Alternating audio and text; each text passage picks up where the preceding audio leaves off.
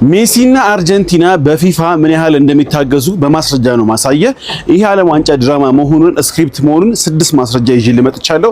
ለዛ ለሜሲ ላከለት ምን ያህል ፊፋ እንደሚያግዘው አሳያለሁ ማለት ነው። አንደኛ ምድባኔው አልጄሪያ፣ ኦስትሪያ፣ ጆርዳን።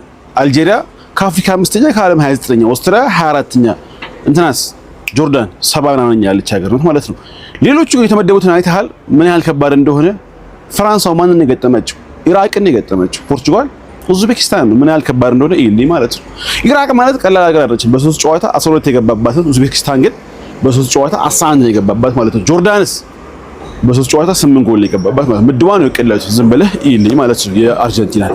ሁለተኛ የመጀመሪያው ጨዋታ ላይ ሜሲ ሁላችንም እንደምናውቀው ቀይ ማየት ነበረበት፣ ፋውል ማለት ነው። ምንም ካርድ አልተሰጠው። ይሄን ራሱ ፋውል ማለት ነው ሮላንዶ ሰርቶት ቢሆን ኖሮ ፊፋ ምንድን ነው የሚያደርገው? ቀይ ይሰጠዋል።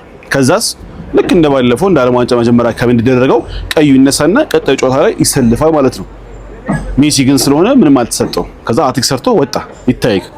ሁለተኛ ማስረጃ ማለት ነው።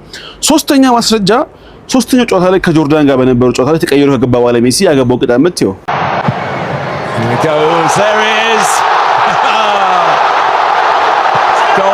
በምን ሂሳብ ነው የቅጣት ምት የሚገባው? በረኛው ካልተከፈለው በስተቀር ማለት ነው።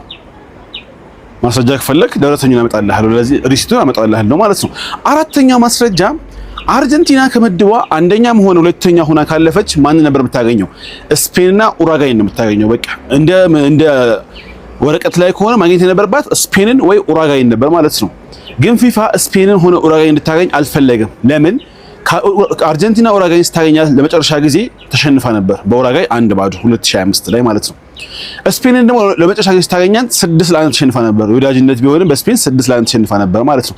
ሁለቱንም እንድታገኛቸው አልተፈለገም፣ ምክንያቱም ቅርብ ጊዜ ስለከበዷት ማለት ነው። ሶ ምን አደረገ ፊፋ? አርጀንቲናን አንደኛ አስወጣት ከምድባ። ከዛ አዛኛው ምድብ ጋር ሄደና ስፔንን አንደኛ አስወጣት፣ ምክንያቱም ሁለቱም አንደኛ ከወጡ አይገናኙ ማለት ነው። ከዛስ አርጀንቲና አንደኛ ስለወጣች ማንን ማግኘት ያለባት? ወረቀት ላይ ከሆነ ኡራጋይን ነበር ሁለተኛ ወጣቻ ማለት ነው። ፊፋ ምን አደረገለ? ኡራጋይን ጣላትና እንድትሸነፋቻ አድርገና ምን ነጥሳት ጣላትና ማንን ሁለተኛ አስወጣ? ኬፕ ቨርዲ ማለት ነው። ለመጀመሪያ ዓለም ዋንጫ የተሳተፈች ሀገር አርጀንቲና እንድታገኝ ኡራጋይን ጣላት ማለት ነው። ስፔንን አንደኛ አስወጣት።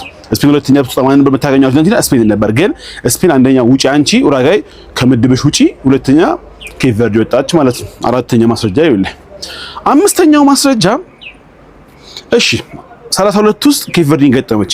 ከዛ 16 ውስጥ መግጠም የነበረባት ማንን ነው? መግጠም የነበረባት ማለት ነው እንደ ወረቀቱ ከሆነ ቤልጂየምን ነበር መግጠም የነበረባት ማለት ነው። ሶ ፊፋ ምን አደረገልህ? ቤልጂየም ሁለተኛ ከወጣች የምትገጥመው አውስትራሊያ ነው 32 ውስጥ። ከዛ 16 ውስጥ አርጀንቲና ታገኛት ነበር ማለት ነው።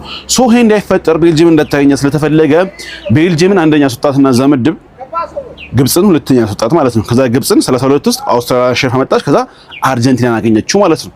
ምን ያህል መንገዱን እያቀለሉላችሁ እንደመጡ ኢሊ ዝም ብለ ፊፋ ማለት ነው። አምስተኛው ማስረጃ። ስድስተኛው ማስረጃ ትላንት ያየነው ማስረጃ ነው ማለት ነው። ከግብፅ ጋር እስከ 79ኛው ደቂቃ ላይ አርጀንቲና 2-0 እየተመራች ነበር። ከዛስ አርጀንቲና በ13 ደቂቃ ውስጥ ግብፅ ላይ 3 ጎል ስታገባ ፊፋ ምን አደረገ? ዝም ነው ያለው። እጁን ማስገባት አልፈልግም፣ ጣልቃ መግባት አልፈልግም ማለት ነው።